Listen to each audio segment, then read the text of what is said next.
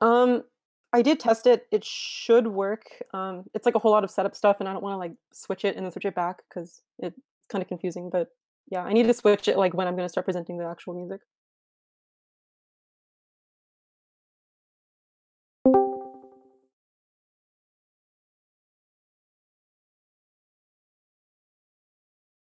That should be fun.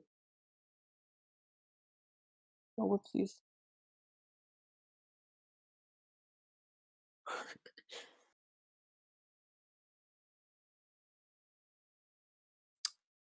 Yeah, well, hey, everyone. I'm Cadence Hira. Most of you already know me, I think, but for those of you who don't, I'm a Berkeley alum. I work for Pyrebug, do the music, some sound design stuff, and, yeah, fun fact, I've never set foot on UConn, the UConn campus, but all of you are amazing.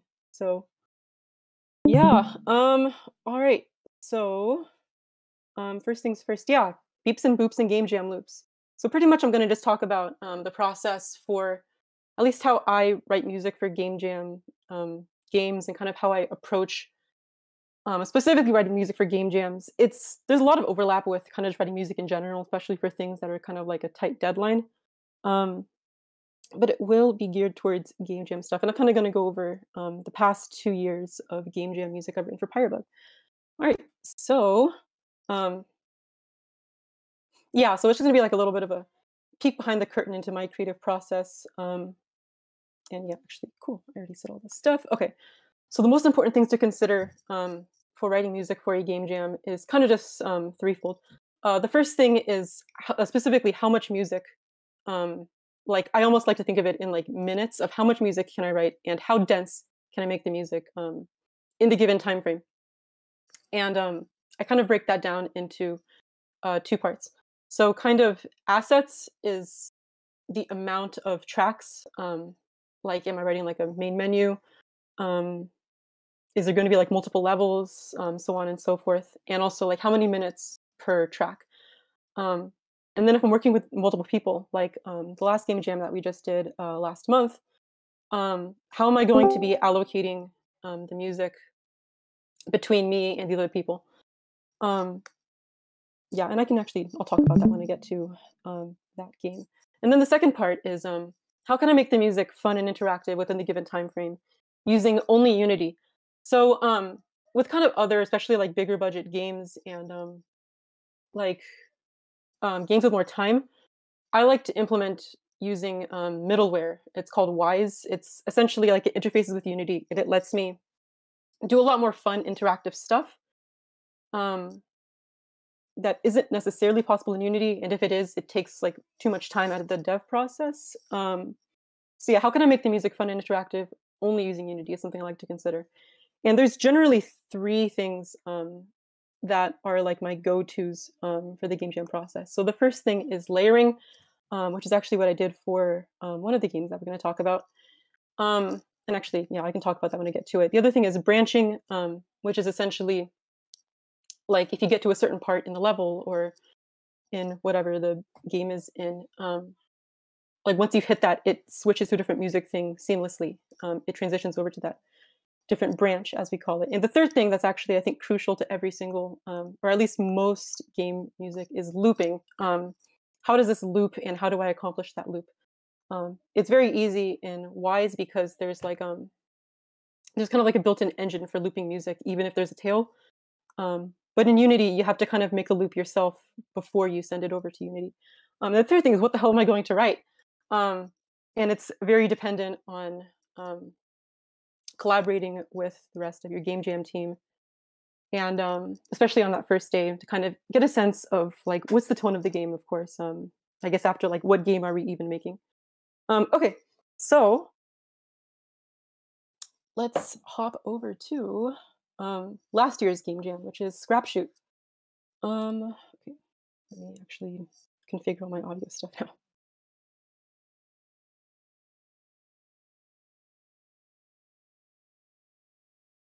Mm,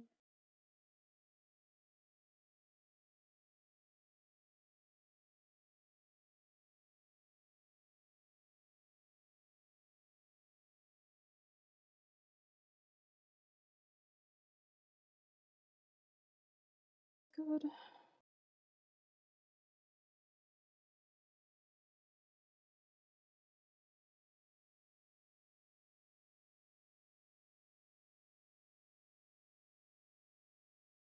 Okay, so here we go.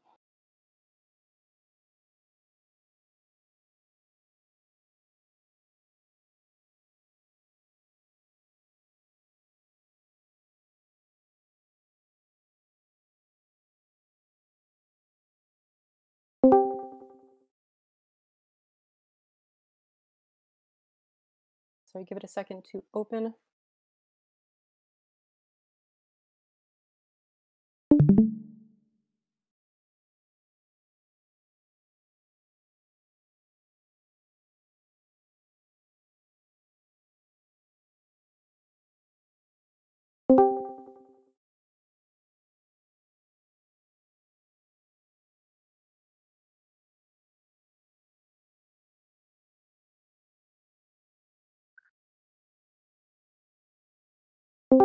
Yeah, sorry, my computer's super old.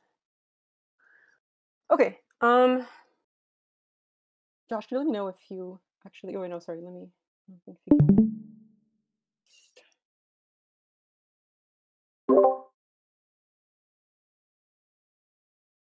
Um, okay, let me just see if the actual the audio from Logic is going through.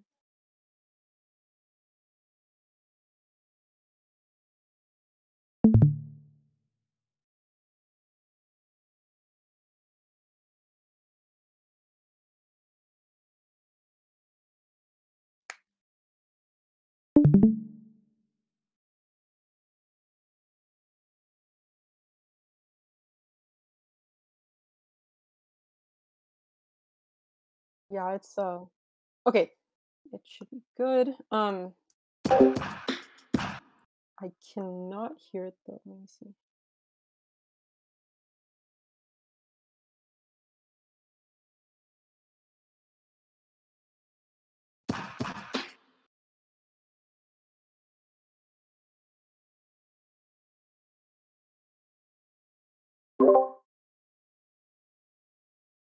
Oh, you can hear it? Why can't I hear it? Let me see. Um, oh, actually, I also forgot to do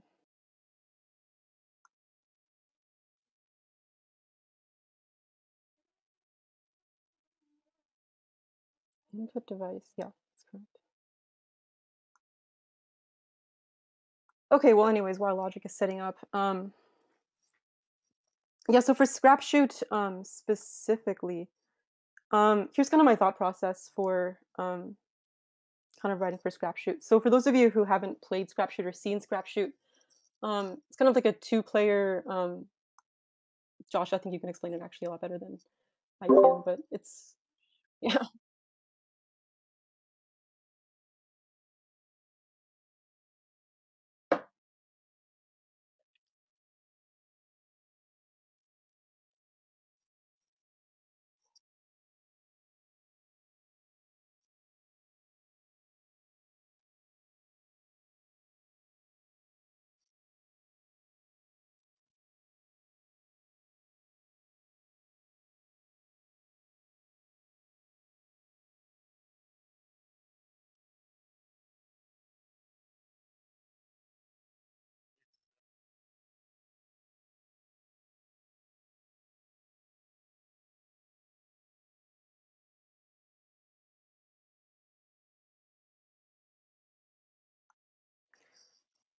Um, yeah. So kind of I saw the first like concept of Scrap Shoot and kind of listening to what they were talking about on that day.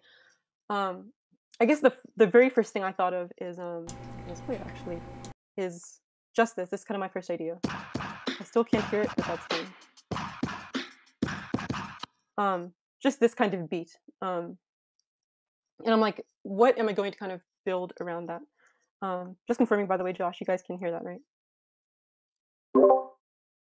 Okay, cool. Okay, so kind of going back to the like how much music and how dense can I realistically write? I'm thinking like what kind of genre is the most realistic for me to write, given my time frame. For instance, so like my first idea was like, ooh, I kind of make it like cool and like guitarish and stuff, but I'm like, I can't play guitar and I can't get someone to play guitar in the given time frame. So I'm thinking like, what else can I write given my resources? I'm a violinist and I have a lot of percussion stuff. So I'm like, cool, I can record some of that. I can use some of my samples, and I can find something in that general genre sphere to write. And that actually ended up being really cool. And there's a cool motif that I use, both like melodic and instrumental motif, which I'll talk about in a second. But and actually, that ties into the second thing: planning ahead and maintaining cohesiveness in the soundtrack. Um, so there are multiple levels after that first level.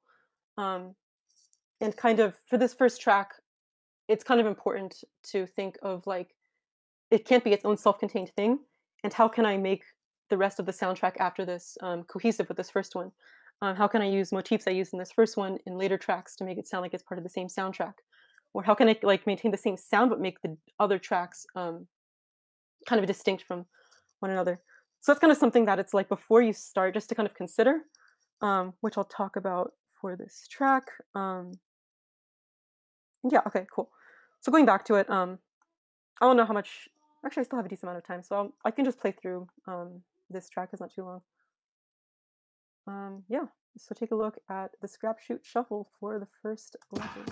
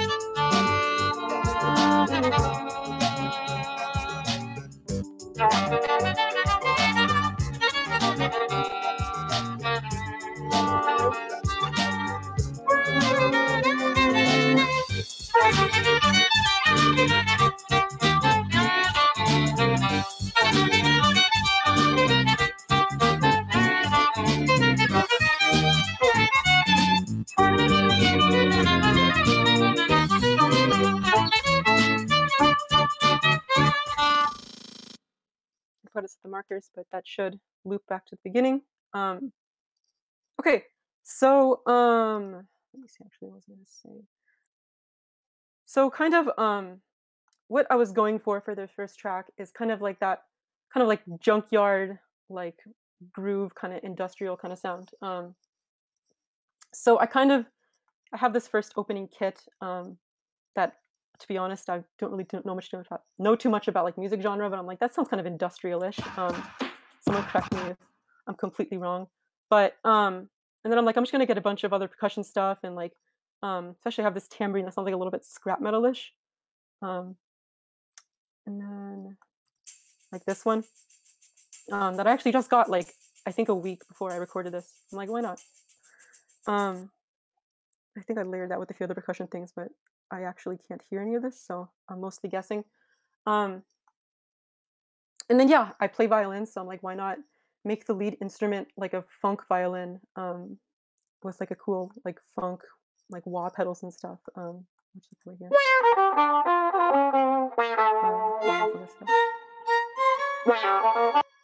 So yeah, that's kind of like the feel I wanted to go for this one. And I kind of rolled with it. I really don't have too much time to kind of like deliberate and think like, oh, like should I make like multiple iterations and should I do this or that? It's kind of one of those things where in a game jam, it's like you kind of just like you spend the first hour kind of thinking of your idea and you run with it and you don't look back.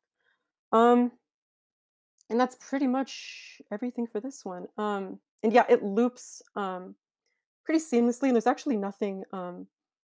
There's another loop process that I would have to do in like the later tracks, but there's no. It's called like a reverb tail at the end of the track, which would kind of like extend the loop and kind of break it and make it weird.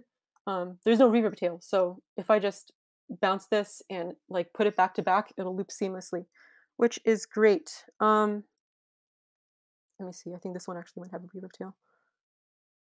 And I do remember that, Josh. Yeah, that was very very fun.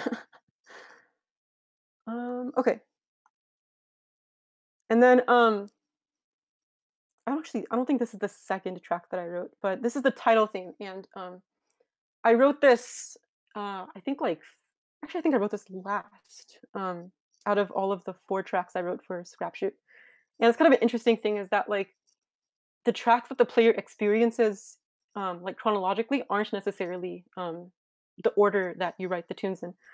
So you kind of have to think of like I guess almost in a sense like you don't want to like spoil previous tunes or like have like say like you write like the fifth final boss form before you write like the first one. You can't make the first one like more hype than the fifth one, right?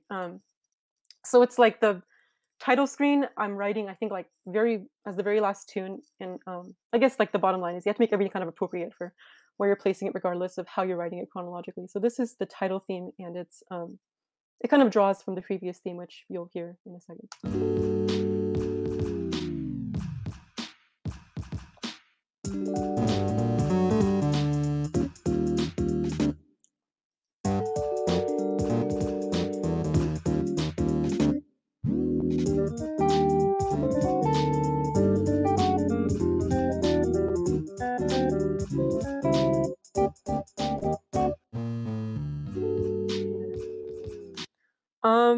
Let me see. For this one, I actually might have had to.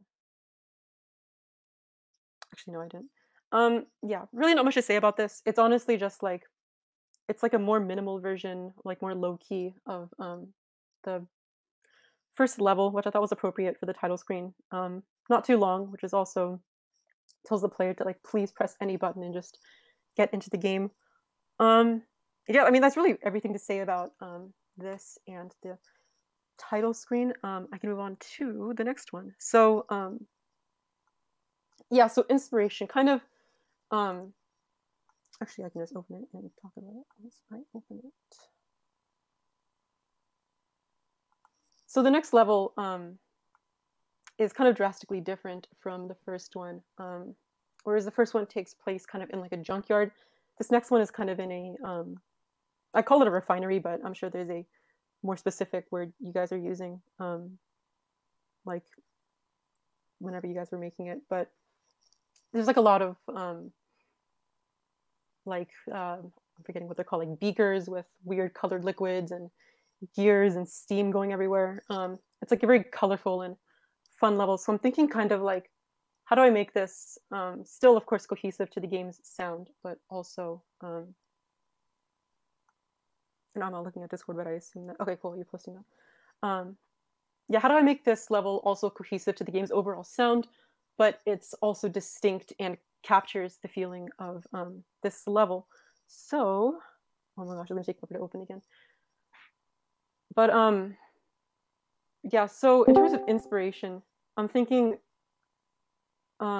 looking at the concept art that I'm sure Josh just posted. For some reason, it reminds me of I don't know if you guys listen to the band Moonchild, but Back to Me by Moonchild. Just like that bass line, just I feel like really captures that kind of refinery, foundry type feel. So I kind of low-key like stole mildly inspired by that bass line, and I kind of built something around that with that same feel. And in terms of cohesiveness and kind of like motivic development, I use some of the motifs that I had in that first tune, and I developed that in this tune a little bit differently, using different instruments. And actually something that I forgot to mention is that the violin itself is also, I consider one of the motifs. So I made it so in the all 3 of the levels, violin is kind of a prominent thing, but with like a different kind of feel. So we'll just take a listen and we can talk about it after.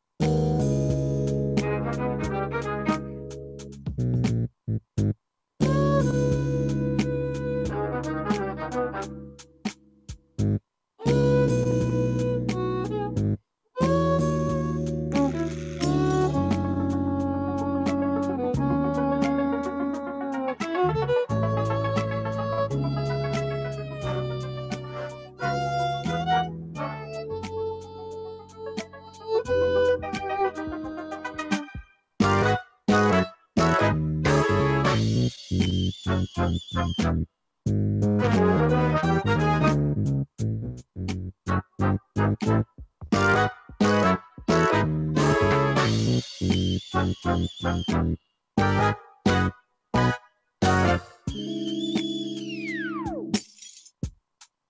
it loops. Yeah, so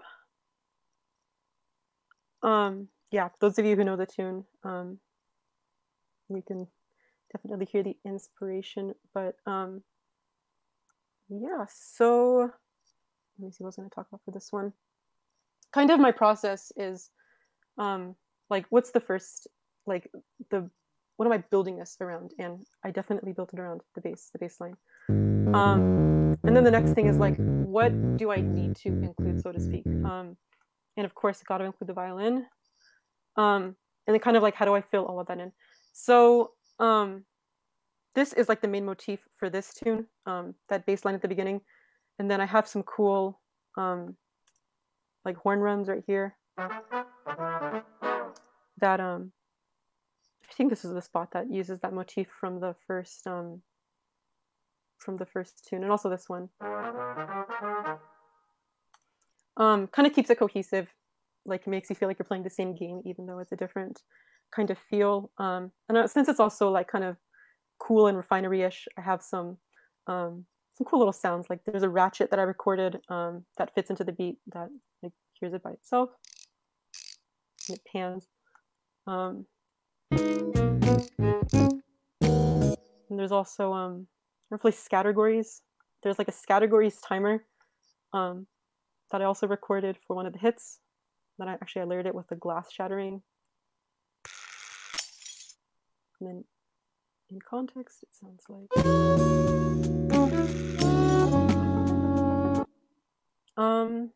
There's some other things. Oh, and then I recorded a kettle, kind of to capture that kind of steamish element. And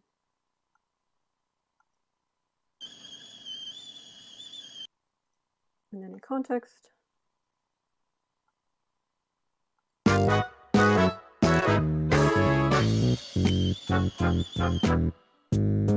so kind of just like it's kind of cool to think of like how do you make the music kind of like a little bit like meta and immersive, because you don't have to make it just like entirely like abstract. It can have kind of like some grounding in reality, like in what you're actually seeing on the screen. And I can go into a whole rant about abstraction and all that stuff. And yeah, it's exactly kind of like Foley. I actually really love Foley, and I do a lot of Foley work, so that's kind of a lot of inspiration for things like these. But yeah, that's kind of a fun little exception to the soundtrack that I thought would give it a little bit of personality, make it fun. And if you're interested in Noise Plucky Boy, it's in that the kind of bridge section, or the pre-chorus, so to speak. It's just a synth you can listen to.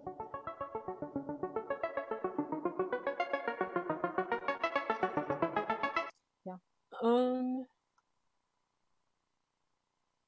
Let me see. I'm glad you like the Plucky Boy. Okay, yeah, this one actually doesn't. This one also doesn't have a tail, so it was a very kind loop. I'll go to the other one and kind of show you exactly what I mean by a tail that doesn't loop very well, so you have to do some cool audio splicing stuff. But yeah, so that's the refinery groove. You know what, Professor Slota, that's actually a great idea. I will hit you up next time.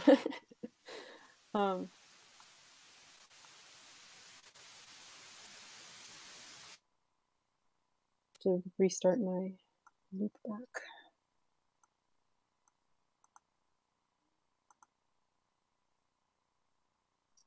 Okay, Josh, just to confirm, this still sounds fine?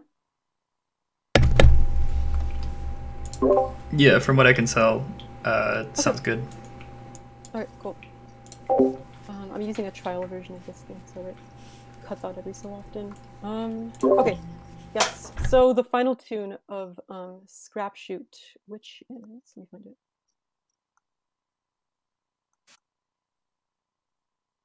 it. Okay, so it's actually a fun story about this that I can talk about in a second. So this is the last tune, the last level, which I'm sure Josh just posted. Yeah, so my first initial idea, as you can see by the title of my project, is um, I saw the art and I'm like, nuclear acid jazz, that's what it's going to be. I don't even know what acid jazz is, but I'm going to write it. Um, and then I listened to acid jazz and I'm like, oh man, this does not work at all. Um, so kind of just like a legacy title for the tune, which ended up being called Meltdown Breakdown after I wrote it. But I kind of stuck with that kind of acid idea because it's very kind of like caustic and radioactive. And I'm like, how do I kind of make like translate that sound but still keep it cohesive to the previous two tunes? Um, so we can take a look at that as soon as it opens. Mac, I actually don't have the nuclear map on hand. If you're still here, would you mind just dropping it in the general chat? I know you can't talk, but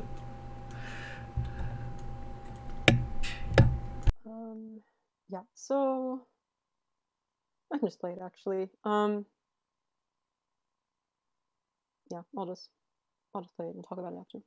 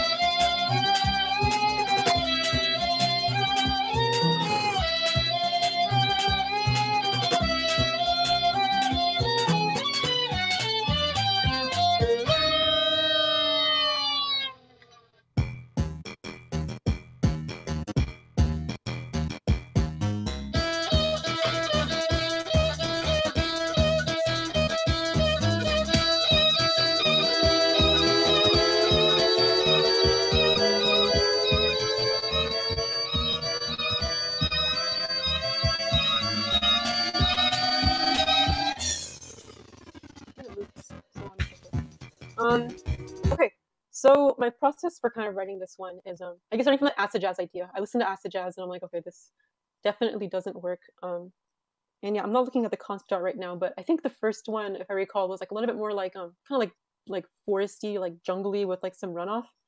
Um, so before I started writing, I'm like, okay, maybe I'll make it kind of like jungly or something with like some acid like motifs. But then the later concept art was just like really caustic, like really green. I'm like, okay, no, no, no, it has to be like mainly acid. Um, so my very first let me see actually which one is it? Kind of this is actually like the very first thing that I kind of made as it works chronologically in a session. This I believe. Like that sounds pretty caustic. And then after that, I was pretty stumped actually for like a little while, and I'm thinking like I honestly have no idea where to take this. So I took out my favorite slap bass and I kind of just noodled around. And after a while, I kind of did this as like a joke. I'm like, this actually kind of slaps. And then that kind of just became the bass line for the tune. And it's in a weird time signature because I don't know. I think like radiation things like makes things weird or something. So that makes sense to me. And then there's some other stuff. Let me see. What is this? Kind of like the last tune, actually, I also used some cool sound design elements, but not too much, just this. I'll play it add a con or yeah.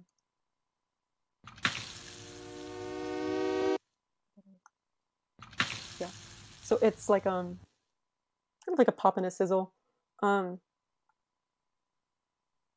yeah, I don't know if any of you played StarCraft, but for some reason I see like green acid and I think like, oh, Banelings, Banelings for sure. And funny enough, I actually repurposed this from I rescored the start or the StarCraft 2 trailer with my own Foley and stuff. And this is actually what I used for the Banelings exploding. And I'm like, I feel like that'll work, be fun. So I did, yeah. This is pop and a sizzle. I feel like it works, and this is in context. Yeah. Something interesting also is that kind of writing this first section, I thought it'd be cool if this first measure was actually the end of the tune. And I'll show you what I mean in a second. But yeah, this first measure I intended to be the end. And when it loops, it puts us like, you feel like the loop begins right here. Whereas like in actuality, it begins right here. And I thought it's kind of just like a neat change of pace and it sounds cool, so why not? And then let me see. So yeah, this bass line kind of takes us over here.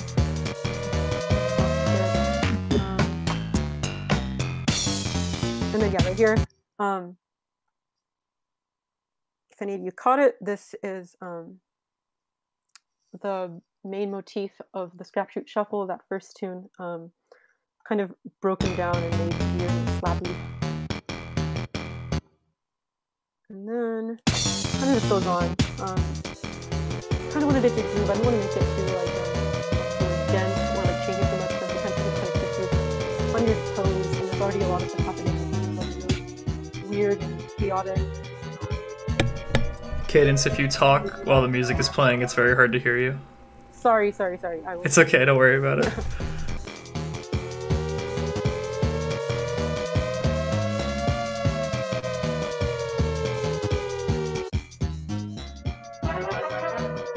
And then kind of likewise, we have some horn lines just kind of off in the distance, kind of like in that same kind of immersion, like game world sense, like I was talking about earlier. I kind of like put them really far back to kind of make you think like, oh, like we're kind of still in that world, but the horns are like somewhere else in like a different kind of level. At least that's kind of how I think about it. But it's still, it has the same, like it kind of captures the motifs from from the first level, I think. And then right here also. And then this is actually from the second level, the refinery level. And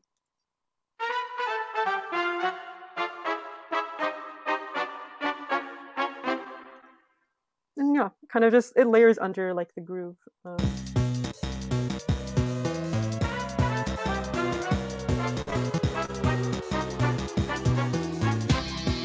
Yeah. And then let me see. I think this is the guitar part, right? Yeah. So I used a fake guitar since I can't play guitar very sad, but I think it works. Kind of gives like kind of like MIDI bite to the tune.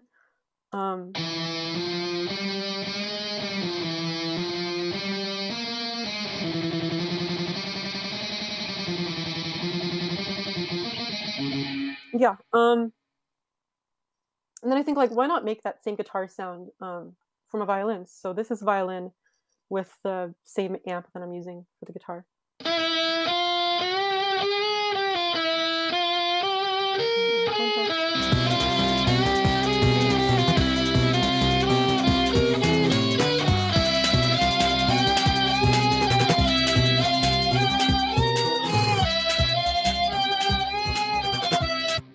So on and so forth. Bottom line is that I think like, why am I using violin and instead of like guitar? And I think it gives a cool kind of I guess like it's the consistency with all the other tunes and balance the different parts. Do you mean like mixing it vertically, or what do you mean specifically?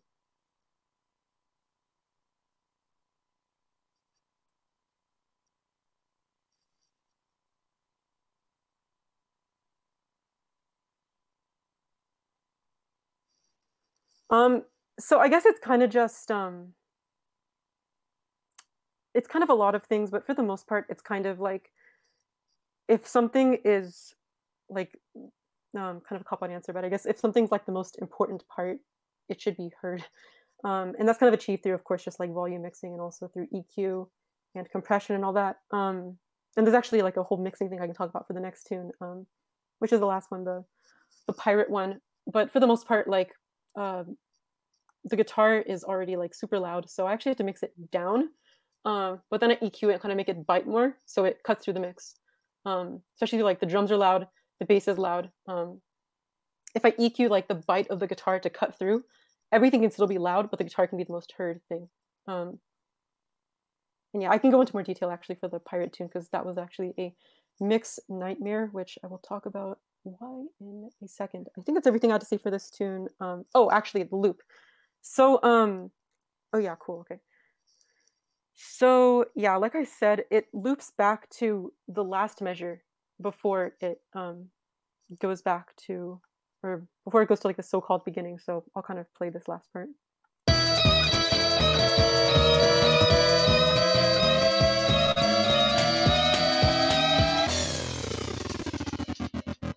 And that's the beginning. Yeah, so I actually bounced it into just like one audio file and I kind of show you what I mean. So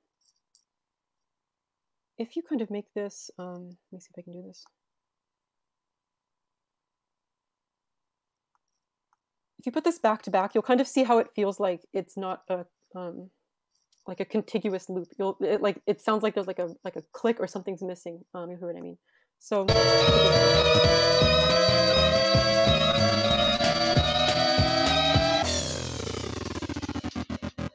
and the reason why that is because this is actually where it ends.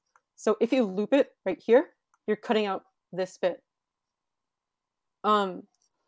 So the way I make tunes loop, and there's actually a lot of ways to do this, but it's like the so-called lazy way. I mean, if it works, it's completely fine. But I cut the tail right here, and what I do is I place it at the beginning, and then now when the tune plays, it'll be, or sorry, when it loops, it'll be entirely contiguous because the tail is at the beginning, and also like when it loops, it's as if the tail is there at the end as well.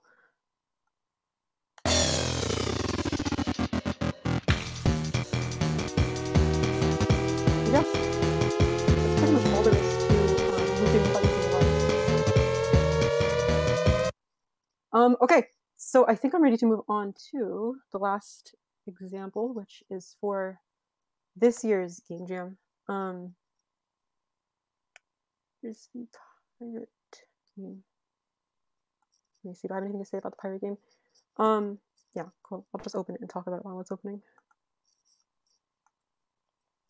Okay, so kind of contrasting from last year's whole Game Jam experience. This one's completely different. I had other people on the audio team. It was a lot more collaborative for a very big reason with the rest of the team. And also more interactive, whereas there weren't really any like interactive in the sense of like, oh, when you get this amount of scrap, the music changes or this and that. It's very much like very classic level themes in Scrap Shoot. For this tune, I'm like, you know what, let's make it like as interactive as I can like feasibly make it for a Game Jam. And since I had other people also working with me, I'm like, you know what, I'll try to make it a lot more, I can definitely do a lot more with it. So yeah, it's a lot of layers, but let me see, where do I start? First, was anything I wanted to say for this? I'll just play it. Just take a listen.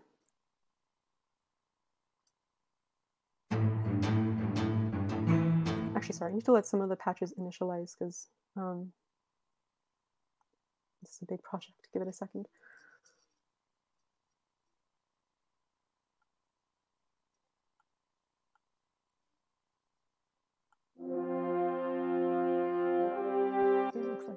god.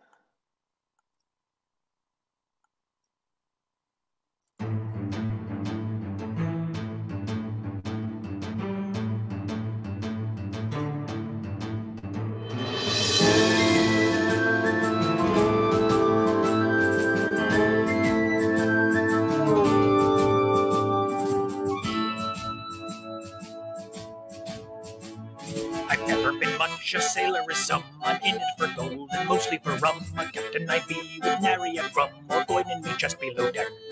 I found scallywags from island to port, who hoist up the sail of treasure aboard. How lost were these souls, for they found this fort, just scoundrels like me on the ship. We've given up our lives on land to sail the seas forever. We'll sail into the flag and plant our ship abound with treasure. We scrap and shoot and count our loot until we see the sun. That's how the work of a pirate's done. Yo-ho set sail through storm and the tide, me flintlock and I see golden surprise. A vast landlubbers cursing our rise, your booty shall add to the pile. The scurvy be harsh, we haven't a lime or orange on deck. Hope we have the time to plunder doubloons, a bountiful find awaits us if we stay the course. No hearth or hallway sea is all the home we care today.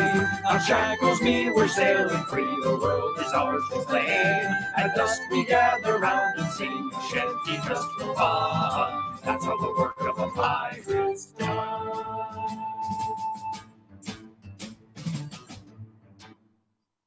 And yeah, so and it loops back around to the beginning. Yeah, man, this was a mixing nightmare, but I'll talk about that in 1 second. Okay, so as you can see, the very first thing is I have everything in folders. I have 8 layers. So kind of the premise of this game is you're on a ship, you're just the captain, and you're sailing around to different islands to rescue your crew, and to get a bunch of other, like to get loot, get other fun stuff. And I'm kind of thinking, like, how can I make the music interactive to kind of fit that, the kind of, shoot, there was a word I was thinking of, the gameplay loop. And I thought it'd be really cool and make it almost like what's the word? It's like the roguelike word, where like the music's different every single time, procedurally generated almost, is like we have this baseline loop, which is actually just when you started the game, this is what you're going to hear in the level. It's just this.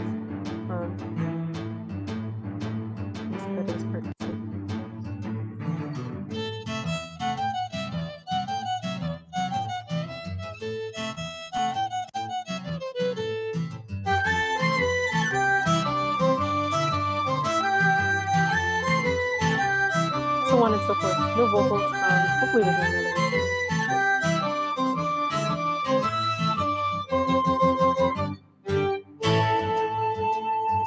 Yeah. This is kind of just like the baseline layer, and then as you get more things or you encounter more events, yeah, and Josh can explain that a lot better than I can. Yeah, sorry, I just had to unmute my mic. Yeah, so the idea is like, I'm going to post a picture of what kind of a level generation looks like in the chat there. Basically, there's for testing we have 9 tiles, and each tile has one of those light beacons that kind of triggers an event, and those events are where those characters that Mac drew come up, and they're like sort of these dialogue based things where you make a choice, and then based on your crew and based on events that you've done in the past, you can I guess what's it called? You can like get more crew. My mic is freaking out. Oh my gosh. Okay, now I'm better. I don't know what happened there. Yeah, so based on like the different stuff that you do, you can get more crew, you can get some treasure, and the goal is to accumulate enough gold so that you can escape this. I guess like the Flying Dutchman is like captured you here. It's kind of like the Bermuda Triangle kind of thing. So yeah, that's the idea. And what Cadence did was actually make it so that as you play through the game and as you kind of get more and more roguelike generations, different levels of the track will come in. So she made several different audio tracks that if you play them at the same time, they should just sound like a song, and then we are able to layer those on top of one another as the player progresses, and it sounds really cool. Yeah, thanks, Josh. Yeah, no problem. Kind of the idea is, yeah, you can add the layers in any order, or any permutation of any of the layers. Of course, assuming this one's always active, and it'll sound good and it won't sound like bizarre. Which I thought would be like, oh, that'd be super fun and easy. It was a huge nightmare, because like if it's just this layer, it's too quiet, and I still need to figure it out. But yeah, if it's just this layer, it's too quiet, and like if I have just the captain with this layer, then like the captain's too loud. I've never been much a sailorism. I'm in it for gold and mostly for rum. Which can be accomplished in Wise, with a lot of cool like interactive audio stuff that happens in real time.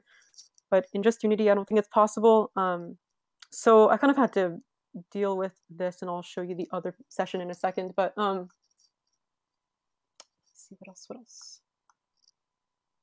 There's also some other technical stuff that I can talk about. Let me see what else.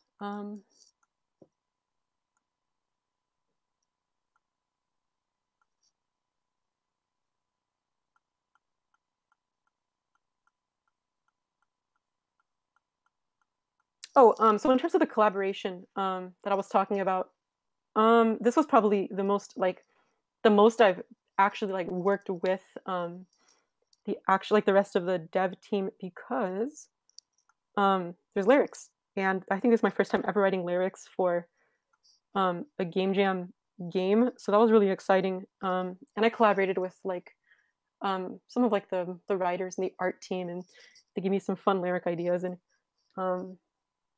we kind of just put that all together in an afternoon. I gave Professor Slota like the lyrics and the sheet music at like 3 a.m, and he got it back to me the next morning, which was amazing. And you can hear him singing this.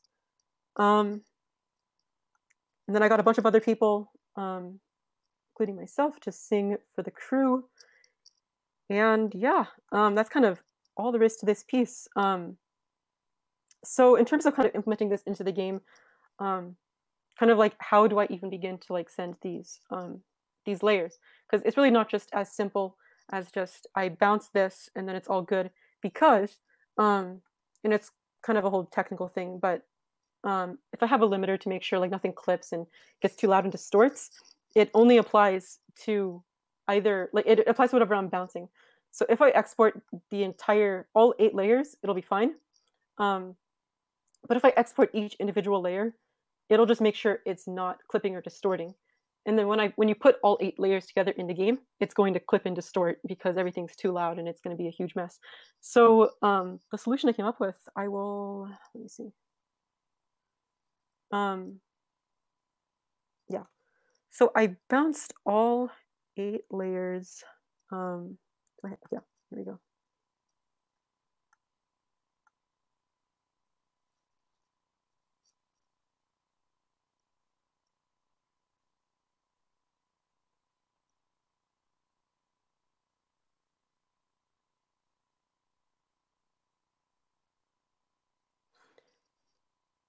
So I bounced all 8 layers kind of as their own thing. YS stands for like the yo-ho-ho stripes. And then I have the tail, of course, for the loop purposes, for each layer that has a tail. I put it under the layer that I bounced. And then, as expected, everything sounds the same.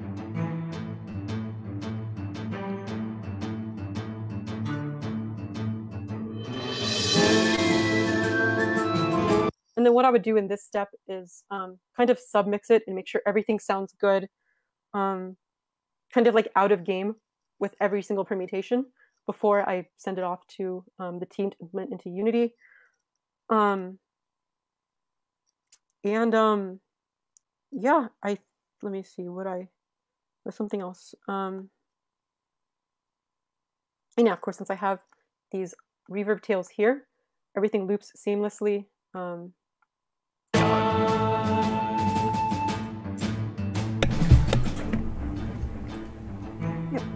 Just a quick reminder, we have about 8 minutes until our next presentation.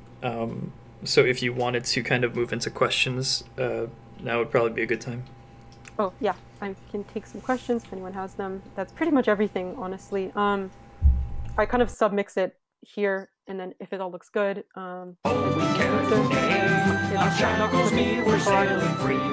send each layer off to Josh, and they all implement it into the game, and that's pretty much all she wrote. Yeah, so I can take questions if anyone has any. I'm gonna stop the recording here because if people would like to ask via mic, I'm gonna let them do that. Just because not everybody's comfortable with having their voice recorded. But thank you guys for watching. If you're on YouTube, we meet every Friday from 2 to 4 p.m. And yeah, no, contact me if you'd like a Discord invite. There's one in the server if you'd like to invite your friends. Right after this, we're having another talk in about 7 minutes about game design in real life. We actually had a lot of new people join. But for everybody watching on YouTube, thank you so much.